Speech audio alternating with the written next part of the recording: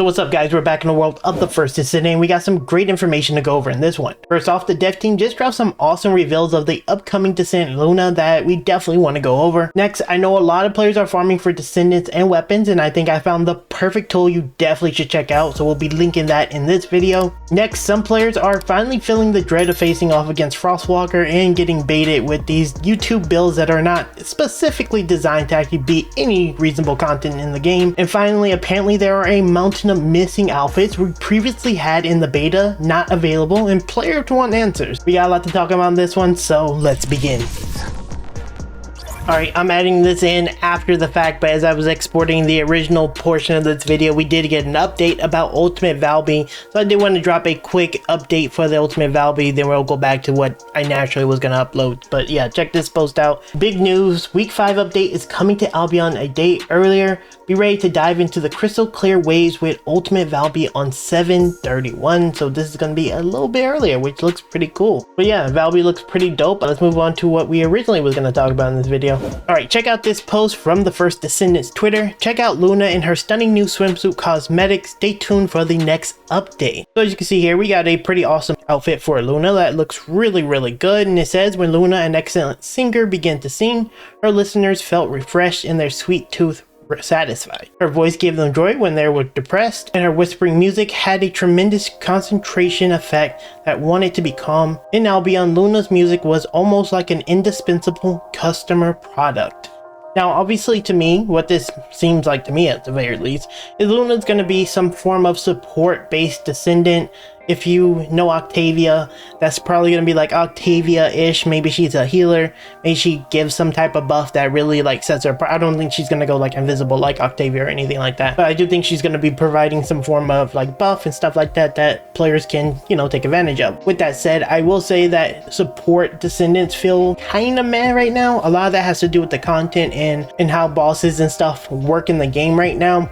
I do think like Descendants like Eugen and Descendants like Jaber are very undervalued. I think the best like supporty Descendant is like Enzo and Ajax, which are shielding and then like giving team buffs with crit and stuff like that. Those things are like super valuable right now, but hopefully Luna do introduce some like really good mechanics that make her feel good. Maybe more offensive buffs that can be used like much more easier than what we have currently. Obviously we're gonna need to see some other content that actually values these Descendants, because right now we do have like a lot of just stack damage, kill the boss kind of things right now, which we're going to go over in the next subject. But yeah, Luna looks really cool. I'm super excited to play her, and I will have a build on the channel day 1 when she gets here, because yeah, I'm going to be grinding. Next, check out this post from the Prince. The stupidest boss I've ever had the displeasure of fighting. I know it's been complained about before, but I thought I'd bring it back up so the devs can be reminded of just how fed up some of us are with being hard stuck here. I am not a scrub at this game. I have hundreds of hours, almost all of the ultis, and an optimized blood and iron build specifically for fighting bosses. I have been hard stuck at this boss for weeks. The thing's mechanics are the most crap mechanics for random squads. It's borderline unachievable.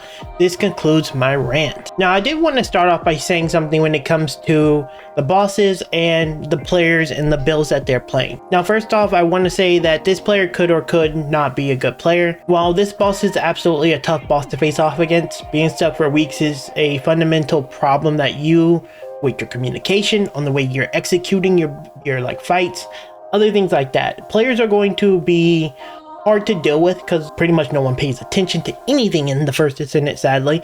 That's a product of the game itself and a product of a lot of the builds and stuff in the game. But ultimately, if your builds are optimized, you will beat this boss. It took me, I don't know, 7 tries. Whenever I did it with a complete random, no people helping me from the Discord or anything. Ultimately, this comes down to your builds not being good, which brings me to my other subject of being baited.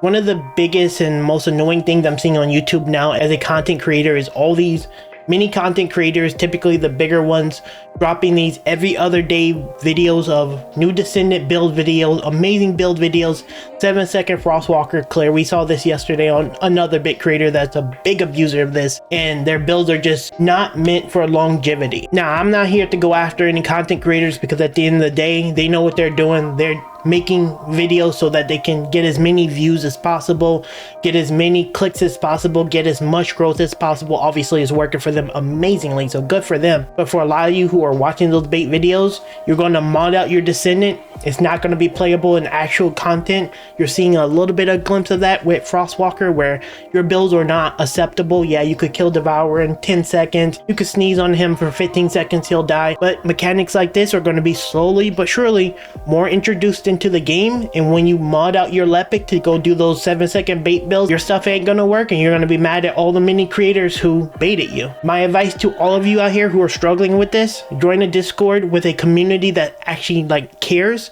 I have a great Discord. I help players out. We all sit and chat and we have a good time. I make videos that are meant to clear content, not meant to bait you into these 7-second Lepic clears on Frostwalker. Now, unfortunately, the bigger creators are going to continue to bait you. You guys got to make a determination on what you look at and absorb as actual good content. But yeah, it's going to continue to be tough, and it's unfortunate that that's the way the first Descendant is going right now. But hopefully when they actually introduce some stronger bosses and those content creators get over there, I want to get as much growth as possible and actually start producing good builds. Maybe in the long run your builds won't be too bad that you can't recover from it.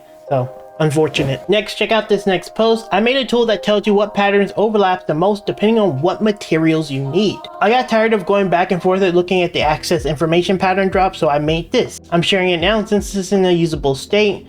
And yeah, pretty much he just shared a really awesome tool, which I will be linking down. If you're looking for a very specific type of item, let's say Ajax code for example, you can look at which bosses give you the best option of getting those codes. Obviously this is a very valuable tool. It's in a usable state. I'm sure he's going to be improving it, but I will have this link down in the description alongside this Reddit post, so you guys can maybe use it if you want to make farming a little bit easier. Finally, check out No Band 5399, some skins that were in previous betas but are not in the base game yet. So as you can see here, he has a list of some pretty awesome skins that are currently not available in the game but was in the beta. Obviously I'm expecting them to roll these out during the future updates, but I do love some of these outfits, especially the crow one. It looks really cool. I would love to see these skins in the future. Hopefully in the next update they really start pushing some of the skins out. A lot of them are pretty good, though Enzo is lacking some skins. I was really expecting him to have some type of Gundam fighter type suit or something, because I feel like that fits his aesthetic. I just want to see some cool skins for Enzo. I don't really care about anything else, but yeah, some of these skins are really cool. Hopefully they bring them in the future. We are in the preseason though, so maybe that's